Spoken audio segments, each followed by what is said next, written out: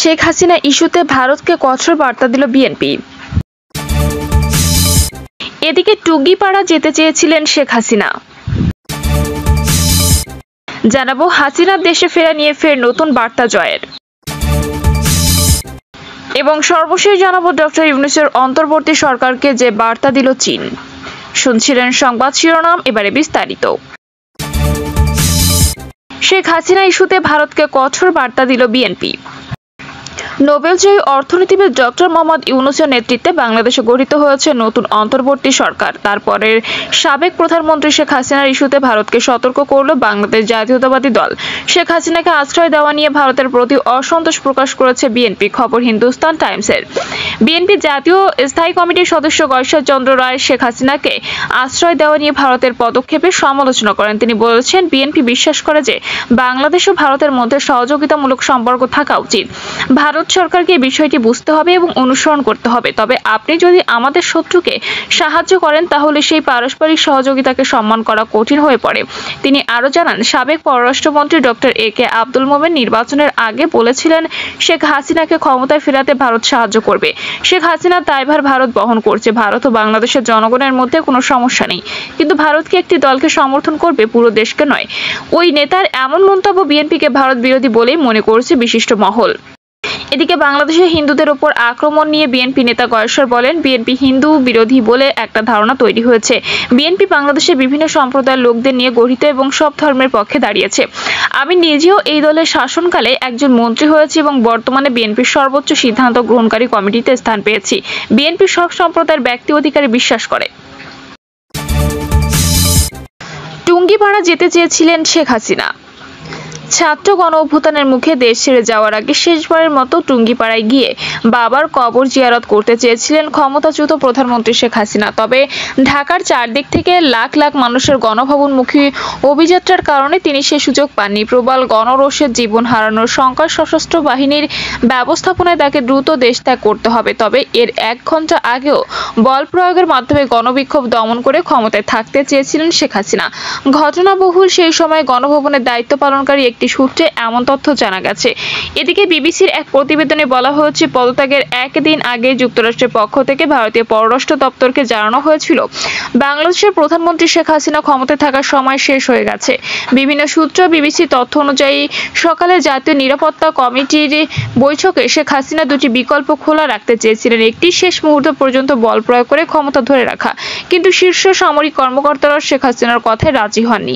আলাদাভাবে বৈঠকে সামরিক ঊর্ধ্বতন কর্মকর্তারা প্রধানমন্ত্রীকে বলেছিলেন সেনারা বেসামরিক লোকজনের উপর গুলি চালাবেন না, তবে তারা পুলিশকে নিরাপত্তা সহায়তা দিতে পারবেন। অন্যদিকে পুলিশের ঊর্ধ্বতন কর্মকর্তারা জানিয়েছিলেন তাদের গোলা বারুদ ফুরিয়ে যাচ্ছে। নিরাপত্তা কমিটির বৈঠকের পর বাস্তব পরিস্থিতি উপেক্ষা করে শেখ হাসিনা নৈরাজ্যবাদীদের কঠোর হস্তে দমন করতে দেশবাসীর প্রতি আহ্বান জানান। এর মধ্য দিয়ে তিনি মূলত বিক্ষোভ দমনে নিজ দলের নেতাকর্মীদের উস্কে দিয়েছিলেন।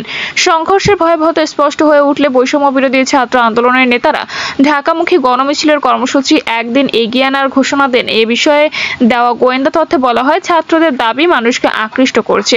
পরদিন হাজারো মানুষ রাজধানীর রাজপথে নামার পরিকল্পনা করছে। এই পরিস্থিতিতে সন্ধ্যায় 3 বাহিনীর প্রধানরা আবারও শেখ হাসিনার সঙ্গে দেখা করেন। তারা বিনয়ের সঙ্গে ব্যাখ্যা করে বলেন, মাঠ পর্যায়ের পরিস্থিতি আরও অস্থিতিশীল হয়ে উঠছে।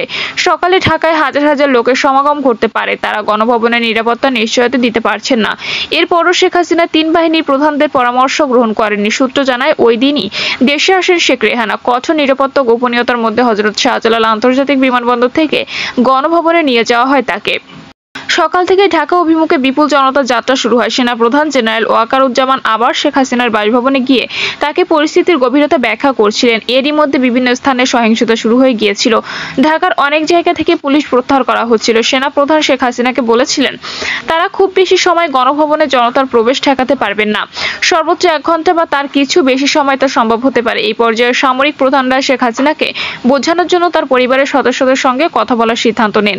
পুলিশ ও সামরিক বাহিনীর প্রধানরা তখন শেখ রেহানার সঙ্গে কথা বলেন। রেহানা নানাভাবে বড় বোনকে বোঝানোর চেষ্টা করেন, কিন্তু শেখ হাসিনা উল্টো বারবার শেখ রেহানাকে দেশ ছেড়ে চলে যেতে বলেন। জানান তাকে মেরে ফেলার পর যেন বাবার কোলে শুইয়ে দেওয়া হয়। শেখ রেহানা তখন অঝরে কাঁদতে থাকে এবং জানিয়ে দেন বোনকে রেখে তিনি কোথাও যাবেন না। কোনোভাবেই বোঝাতে না পেরে রেহানা তখন সজীব ওয়াজেদ জয় এবং সাইমা ওয়াজেদ পুতুলকে দিয়ে শেখ হাসিনাকে দেশ ছাড়তে রাজি করানোর চেষ্টা করতে থাকেন। ছেলে মেয়ে ও বোনের জোর প্রচেষ্টায় শেষ পর্যন্ত দেশ ছাড়তে রাজি হন শেখ হাসিনা। এরপরে তিনি ভারত সরকারের সঙ্গে যোগাযোগ করে সহযোগিতা চান। তিনি ভারতে বিমান পাঠিয়ে তাকে সে দেশে নিয়ে যাওয়ার অনুরোধ করেন, কিন্তু ভারত সরকার জানায় আন্তর্জাতিক আইন অনুযায়ী তারা বাংলাদেশের আকাশসীমায় ভারতে বিমান নিয়ে প্রবেশ করতে পারবে না। তবে যে কোনো উপায়ে শেখ হাসিনা বাংলাদেশ থেকে ভারতের মাটিতে প্রবেশ করলে তারা তাকে সহযোগিতা করবে। এরপর শেখ হাসিনা আওয়ামী লীগের নেতাকর্মীদের নিরাপত্তা নিশ্চিত করার জন্য সেনাবাহিনীর কাছে 2 দিন সময় চান, কিন্তু তাকে মাত্র 45 মিনিট সময় দেওয়া হয়, কারণ বিপুল সংখ্যক বিক্ষোভকারী তখন যেখানে অবস্থান করছিলেন সেখান থেকে গণভবনে আসতে এর চেয়ে বেশি সময় লাগবে না। এরপর শেখ হাসিনা অনিচ্ছা সত্ত্বেও পদত্যাগের নথিতে স্বাক্ষর করেন। তিনি দেশ ছেড়ে যাওয়ার আগে একবার ধানমন্ডি 32 নম্বর বঙ্গবন্ধু ভবন এবং টুঙ্গিপাড়ায় তার বাবার কবর দেখতে যেতে চেয়েছিলেন। নিরাপত্তা বিবেচনায় তাকে সেই সুযোগ দেওয়া হয়নি। সর্বশেষ তিনি দেশবাসীর উদ্দেশ্যে 2 মিনিটের ভাষণ রেকর্ড করে যেতে চেয়েছিলেন, তবে তখন আর হাতে সময় ছিল না। সামাজিক যোগাযোগ মাধ্যমে প্রকাশিত একটি ভিডিওতে দেখা গেছে 4 বা 5টি সুটকেস উড়োজাহাজ বা হেলিকপ্টার ওঠানোর জন্য রাখা ছিল। এক ঊর্ধ্বতন সামরিক কর্মকর্তা বিবিসিকে বলেছেন, শেখ হাসিনা কখন পদত্যাগপত্র সই করেছেন, কখন সামরিক হেলিকপ্টার উঠেছেন তা শুধু special security force, president guard regiment ও সেনা সদরের কিছু ঊর্ধ্বতন সামরিক কর্মকর্তা জানতেন। পুরো ব্যাপারটা গোপনে করা হয়েছিল। বিবিসির প্রতিবেদন অনুযায়ী ভারতের স্থানীয় সময় সোমবার দুপুর প্রায় 1টা 30 মিনিটে শেখ হাসিনাকে হেলিকপ্টার থেকে বিমানে স্থানান্তর করা হয়। এ সময় বোন রেহানা ছাড়াও ব্যবসায়ী নেতা সালমান এফ রহমান তার সঙ্গে ছিলেন। শেখ হাসিনার ছেলে সজীব ওয়াজেদ জয়ের তথ্য অনুযায়ী চলে যাওয়ার মুহূর্ত পর্যন্ত শেখ হাসিনা হেলিকপ্টারে উঠতে অনিচ্ছুক ছিলেন। হাসিনা দেশে ফেরা নিয়ে ফের নতুন বার্তা জয়ের। গণবিক্ষোভের মুখে পালিয়ে যাওয়া সাবেক প্রধানমন্ত্রী শেখ হাসিনা আবারও দেশে ফিরবেন বলে একদিন আগে জানিয়েছেন তার ছেলে সজীব ওয়াজেদ জয়। তবে হাসিনা দেশে ফেরা নিয়ে ফের নতুন বার্তা দিয়েছেন তিনি। তার দাবি, অন্তর্বর্তী সরকার নির্বাচন আয়োজনের সিদ্ধান্ত নিলেই দেশে ফিরবেন হাসিনা। এক প্রতিবেদনে এই তথ্য জানিয়েছে বার্তা সংস্থা রয়টার্স।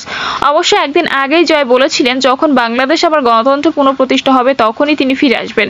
যদিও জয় এর আগে বিভিন্ন আন্তর্জাতিক সংবাদ মাধ্যমকে জানিয়েছেন হাসিনা আর কখনোই দেশে ফিরবেন না।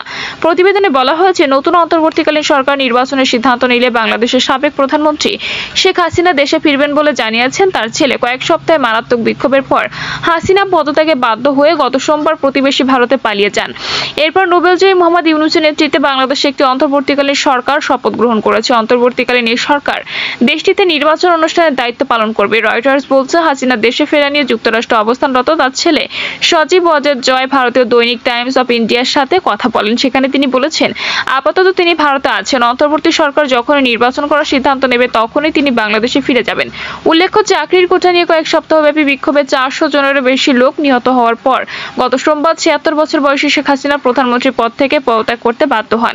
বাংলাদেশ সেনাবাহিনী তাকে 45 মিনিটের আলটিমেটাম দেওয়ার পর তিনি ঢাকা থেকে পালিয়ে ভারতে চলে যান। সেখান থেকে সম্ভবত যুক্তরাজ্যে আশ্রয় নিতে তিনি লন্ডনে যাবেন বলে শোনা যাচ্ছে।